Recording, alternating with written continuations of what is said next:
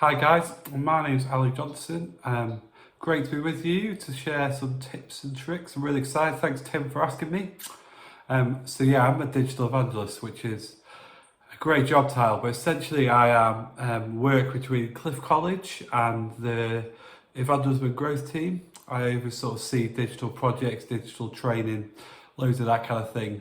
And I'm here today to share a little few ideas about tips and tricks for online worship. Wow, it's the first thing to say. Hasn't the world changed since sort of February, March time? We're now all probably pretty au fait with Zoom and with Teams and with Google Meet and with Facebook Live and YouTube and all the different platforms that you guys have been using. First thing I want to say, and I say this every time I do any training, and I have since the beginning of March, what an amazing response the church has shown. I now log on a Sunday morning to watch my church and I see countless number of churches who are trying things out, who are testing, who are inventing. That is what I love to see. I'm so proud of the church and the way we've responded to COVID. We've respected the need not to meet. We've been creative in our response. We've desired the best for our opportunity. We've tried to skill up, and also we've tried to figure out how to bring Jesus online. I'm so grateful that the church has done that. So thank you if you're a part of that. Thank you. And please do say thank you to those people who have enabled you to do online worship, have enabled you to engage with God during this time of COVID. I want to offer 10 really simple things that I think are key to doing online worship well. The first thing is consolidate. The danger with online worship is to try and do everything that you do online, particularly in that hybrid phase we're about to go into. The danger is to try and do everything that you do offline, online. I think it's a real mistake. I think what works really well online is shorter, snappier pieces of content, really thoughtful, engaging words that maybe last for 5 to 10 minutes rather than the normal 20 minutes we see in church. One or two really well done worship songs that are thoughtful and creative. And so maybe some creative content in and around that you can put together. So really fun content also works. So consolidate your content down into a much more bite-sized, thoughtful fashion. That's number one, consolidate. Number two, adapt. One of the things I love, I'm a real big Disney fan. Disney Plus. Have you all heard the one of the conspiracy theories that Disney invented COVID because of the release of Disney Plus? I'm a big Disney Plus fan. We're a big Disney household, and that, just to clarify, that conspiracy theory isn't true, or at least not my knowledge is not true. But one of the rules of Disney, he calls his ultimate rule, is something called plussing. And plussing is the rule that anybody who works in Disney, particularly in their Imagineering field, is they are always looking to make things better. One of the things that's been beautiful about the church is that we've adapted to the things that we've done. One of the things I also want to challenge is continue to look to adapt. Adapt, be aware of how the times are changing, the technology is changing, the platforms are changing, and be ready to adapt. The third thing is get closer to the camera. The more engaging content is the content where you can see people's faces, where you can see people engaged, where you're looking at the camera directive.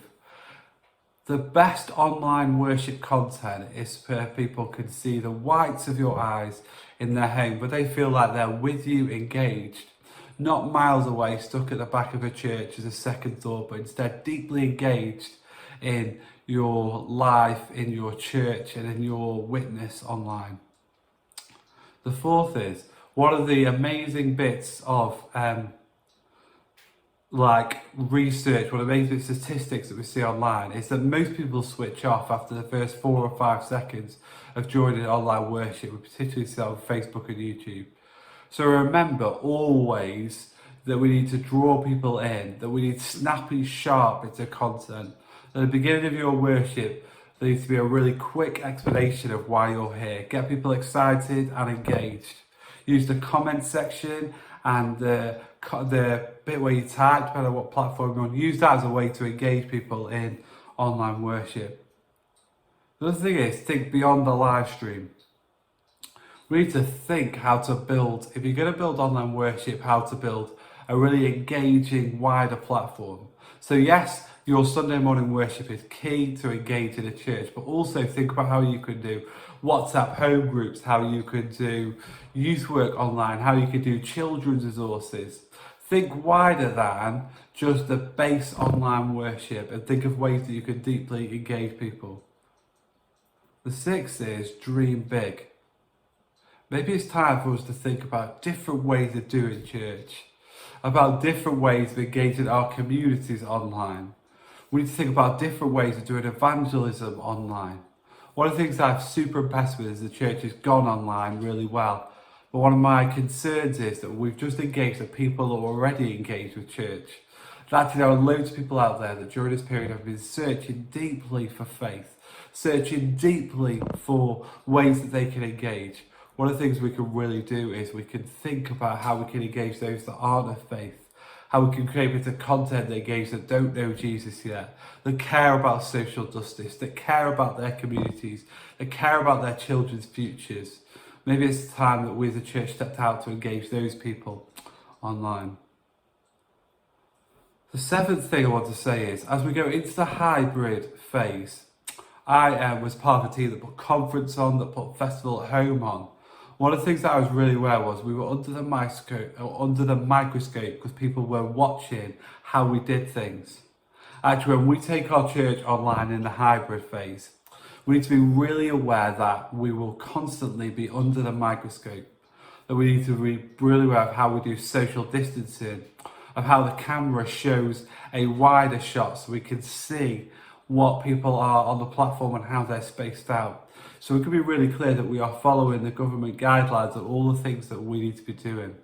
Make sure that you are really clear about the guidelines, really clear about how you are dealing with all the different bits, and be really obvious about how you explain those things as you go.